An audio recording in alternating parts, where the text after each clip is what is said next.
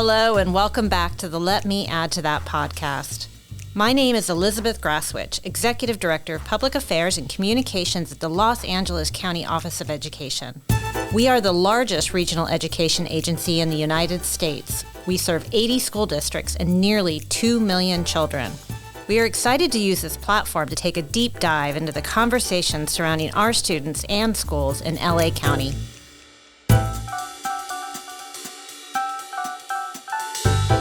We pride ourselves on being student-centric and amplifying student voice. So today we have a very special episode where we get to hear directly from LA County students and their experience in our schools. Joining us to lead this conversation is our LA County Superintendent of Schools, Dr. Debra Duardo. Welcome back, Dr. Duardo. Thank you. Glad to be here. Also joining us are members of her Student Advisory Council. First, we have Ariena Thurairajah, an 11th grader at Palos Verdes High School from the Palos Verdes Unified School District.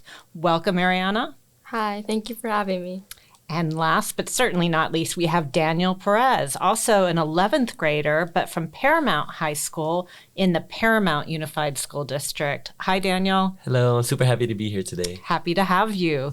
So we're going to go ahead and get started with just talking a little bit about the Student Advisory Council. Dr. Duardo, can you explain a little bit about it and the role of the students?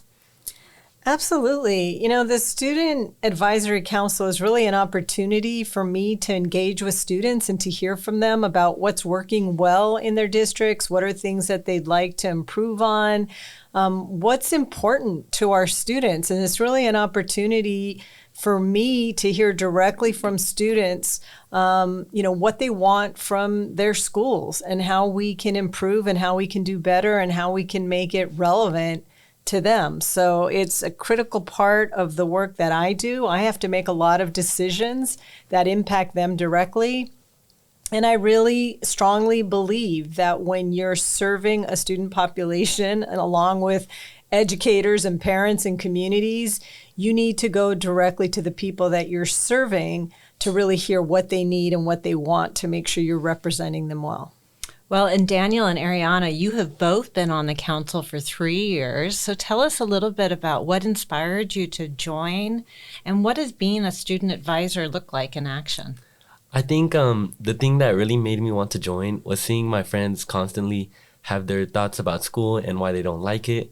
And they were super scared to take the initiative to speak up and kind of talk about why they feel like school is somewhere they're not enjoying, compared to me where I talk to my teachers and I try to make sure that I'm enjoying and I'm taking everything away from learning as much as I can. So I wanted to be able to speak up for people that are scared to speak up so they could also enjoy school the way I do. That's awesome. Yeah, I was also inspired to join because in 8th grade, I was already in my own district's Student Advisory Council, and I really enjoyed being able to talk with my other fellow students about issues we see in our community and share my voice, and I wanted to be able to do that on a larger scale. So I decided to apply to this advisory council, and through this I've been able to connect with multiple students across so many different districts in LA County, and we've been able to take action for issues we see. Like last year, for example, we did we made an animation to talk about student equity and injustice, and this year we're having the Student Empowerment Summit.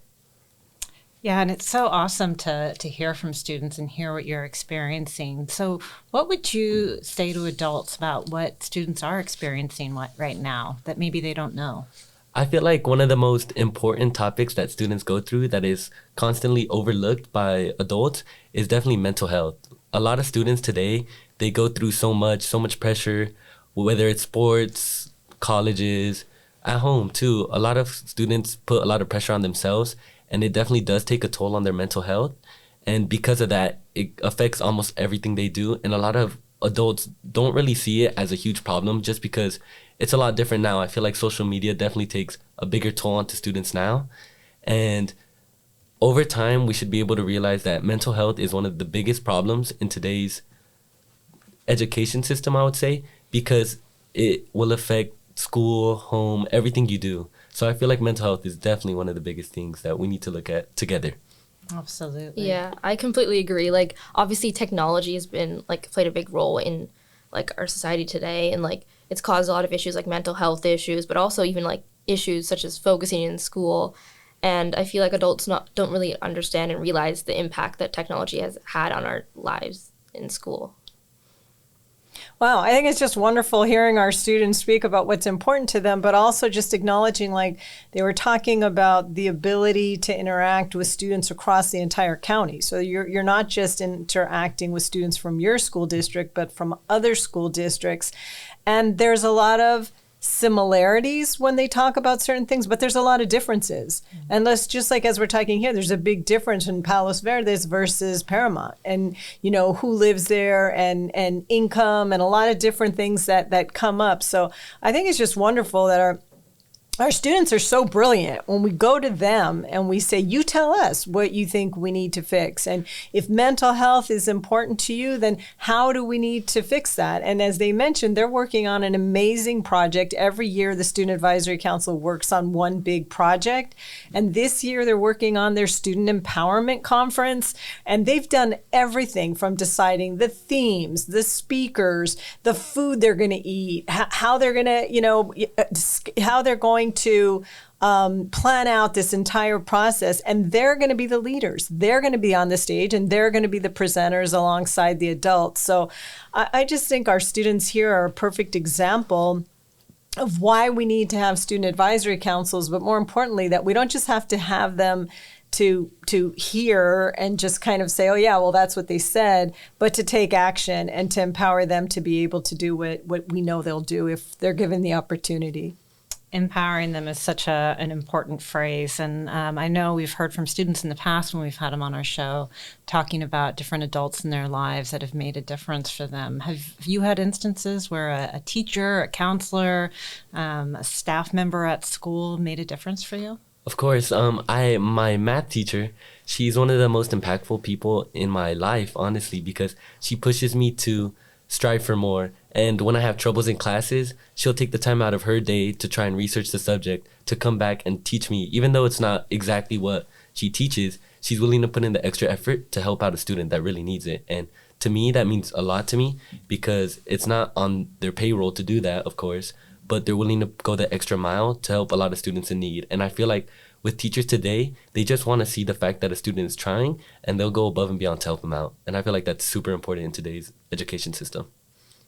Yeah, I completely agree also. I've had a lot of times where teachers have gone above and beyond to support me. Like one time I got sick and I was gone from school for almost a week. And my teachers were really supportive, and they understood and allowed me to have as much time as I needed to complete the work. And it helped reduce a lot of stress for me. And it really shows how much teachers have an impact on our lives.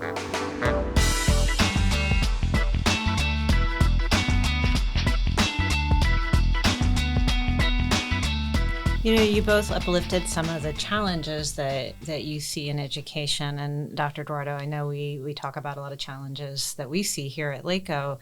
So I'm going to ask all three of you this, but Dr. Duardo, starting with you, if there is one thing that you could fix in education today, what would that be? I think it would be how we emphasize student engagement. How do we make education fun? How do we listen to students and give them the autonomy to make school better and act on that? And I think, that engagement piece is so critical. So, it's looking at best practices where someone might say, okay, these are the standards that you need to know.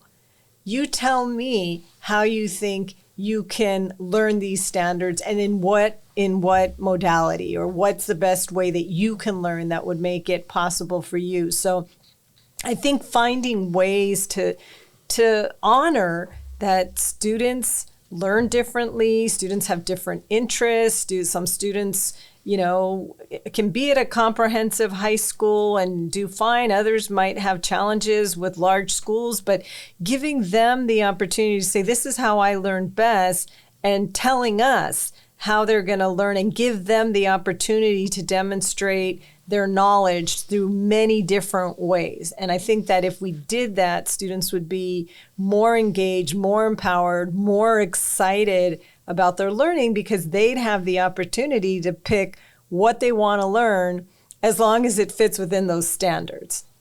Yeah, and to add on to that, something that could also help a lot is equitable education in almost all districts. Something that's very important is every student should be able to get the same resources that a different district is. And I feel like going to Paramount Unified, I'm really lucky because we're able to get the extra tutors, we're able to get the Chromebooks, we're able to get all this stuff that helps out every student that wants to try to succeed. And I feel like that's super important because a lot of schools aren't lucky enough to be able to get the resources that some of us are very blessed to have. And having those resources makes us more capable of spreading out and making better choices for our education. Yeah, I think that like the educational disparity between communities across LA County is like really prominent, and you can definitely see it. And everyone deserves the right to learn and have education, especially in our current day because education is so important.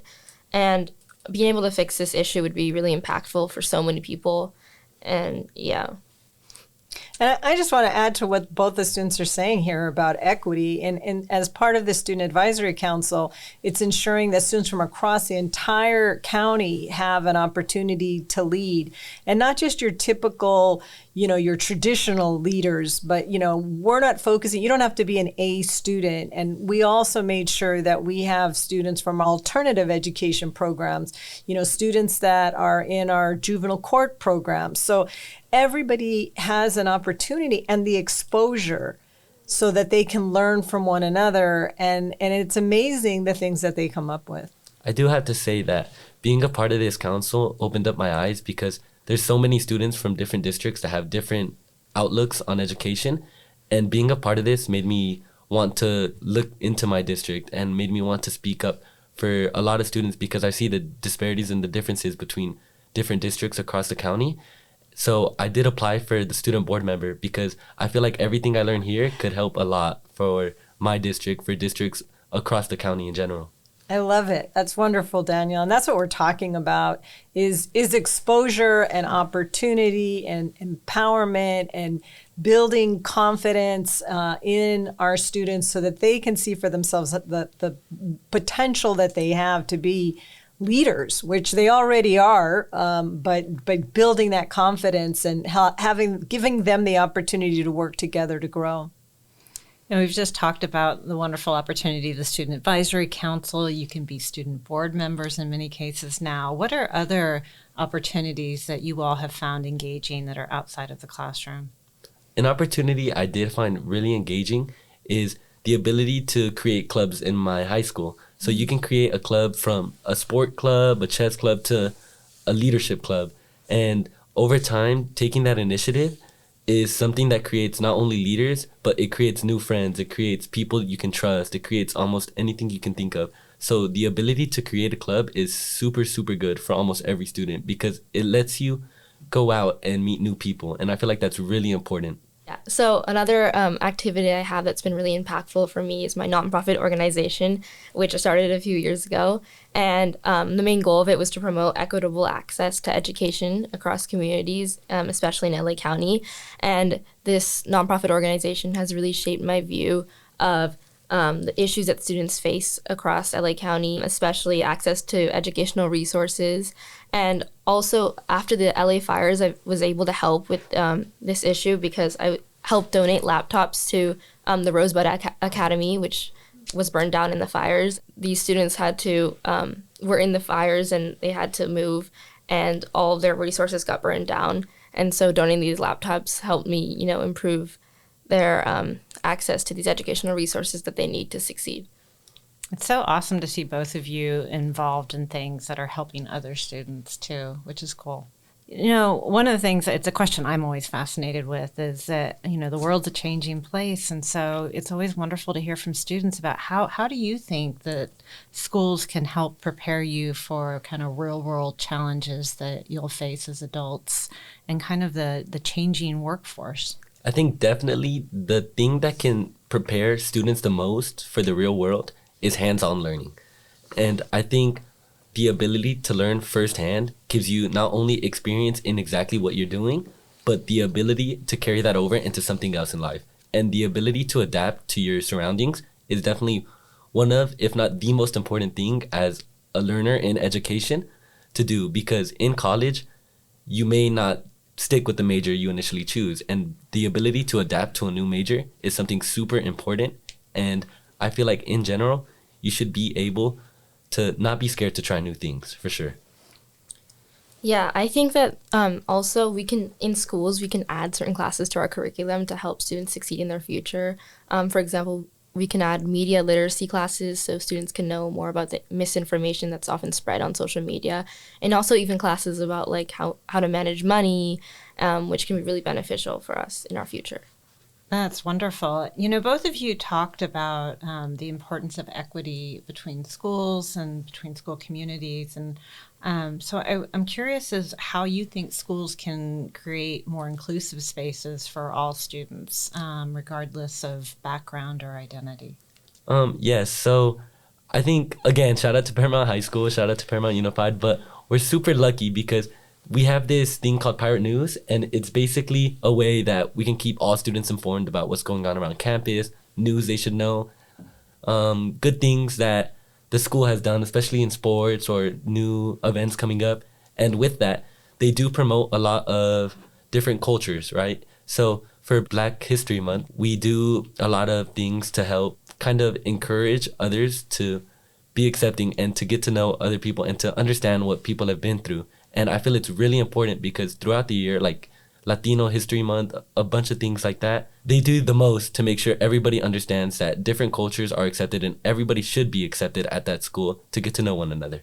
Yeah, we also have something similar called 205 News, where we spread like information about what's going on in the school.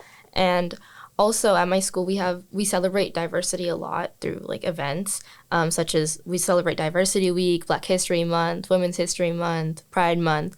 And I feel like this makes a lot of other people feel seen, and it helps students know more about each other's cultures, which I think can be beneficial if more schools do this so people can learn about each other's backgrounds.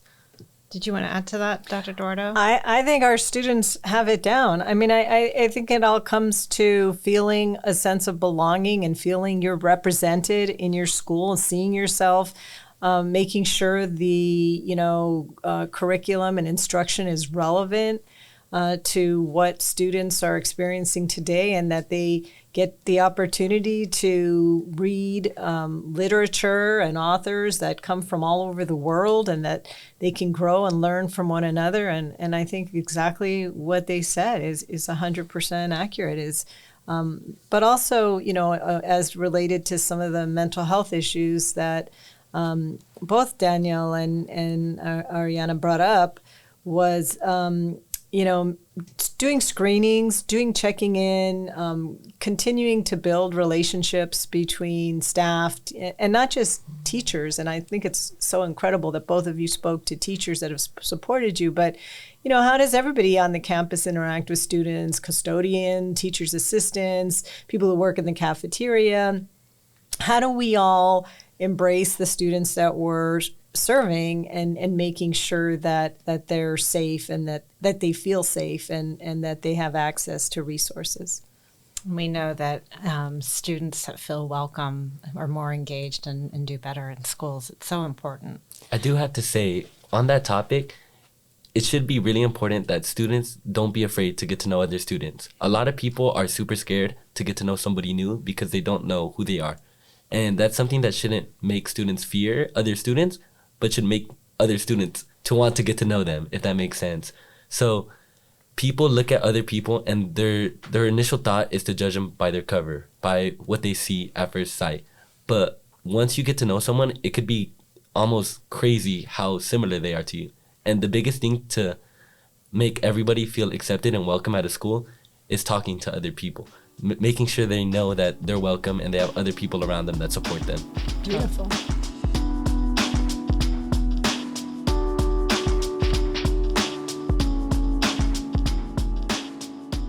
Well, I can't let you leave us without asking you about an important topic that's actually been in the news quite a bit lately, which is AI in education. So I'm curious about what your thoughts are about AI in education and just kind of moving forward in your careers. I do have to say, AI is definitely one of the most complex subjects, especially the education.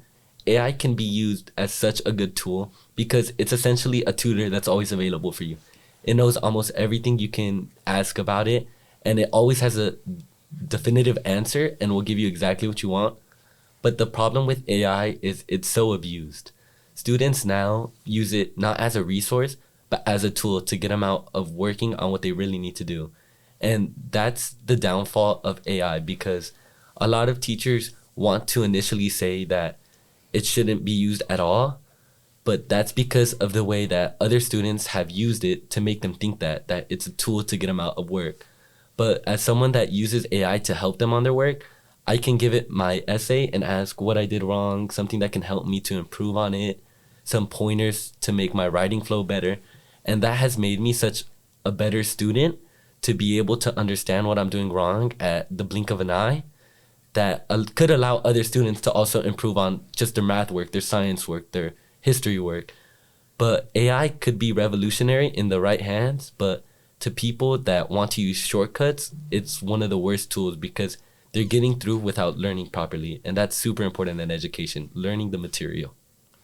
Yeah, I agree. Instead of like discouraging AI use, I think we should learn to use it alongside what we already are doing in school, because it can be used as a really beneficial tool, like to help us organize or to help us figure out how to write, essays or different assignments. But we have to learn how to use it properly, and as he was saying, not abuse it. Totally wise words. I agree. And AI is here and it's not going to go away. And we need to figure out how to use it in a way that's going to benefit and not harm our students. And we have to use it in a way where there's significant training for our educators, for our students on how to use it safely. And we're still learning. It's still relatively new, and we've got a long way to go. But we're seeing some really promising practices of how people are using AI to really support their learning and growth. And that we know that AI is never going to replace teachers. There's always going to be a need for that person-to-person contact and interaction. But it is going to save a lot of time, and we can make learning much more engaging and interesting by using it, but we have to make sure we're using it properly. Yes, and also to add on to that, AI can be something that almost breaks apart the connection between a teacher and a student, just because the way AI is used now, like I said, it's abused, of course, for especially language arts work to write your essay. But almost all AI checkers now are not 100% valid. And an experience I actually went through, I was writing a informative essay and I had to get resources from the internet. And using the resources on the internet and implementing it into my work can sometimes come out as artificial intelligence checkers, just because you're using words from the internet, and even if it's cited, it'll come back as AI check because you're using words that aren't yours, and AI writes in a similar way to the internet. And something that's really hard to show or to prove the difference between you and AI is the AI checkers, because teachers will immediately look at AI checker, and if it gives you AI, they'll automatically believe that, even though it's not 100% true all the time. And that's something that I struggled through because AI checker is so complex and it's almost impossible to tell you, oh, that's 100% AI or that's 100% me. Yeah, I've also dealt with the same issue. But I think a great solution for this is we can actually have classes in schools that teach students how to use AI properly. And especially nowadays, it's going to become a really big thing. And having these classes could help us use them for our benefit. It's just another reason why we need to talk more to students and hear your perspectives on these things. So I want to close on going back to a very important topic that Dr. Duardo brought up, which is the Student Empowerment Summit, the first one we've ever held. And so it's coming up. If people are listening, there's still time to register. So, what are the things that you were all three most excited about? I think I'm definitely most excited about to hear other students here on a bigger stage and a bigger platform, because I feel like it can inspire so many students to take initiative in their districts and their schools to make learning more fun and more easy for students across the county, for sure. And going from county can spread to other counties, to other states, to the country. And I feel like that's the ultimate goal. We want everyone to feel included and happy to go to school. Yeah, I'm really excited to meet everyone because I'm sure they share like the same passions as I do. And I hope that everyone who comes can feel more empowered to make change in their own communities. Yeah, I'm really excited for it to happen.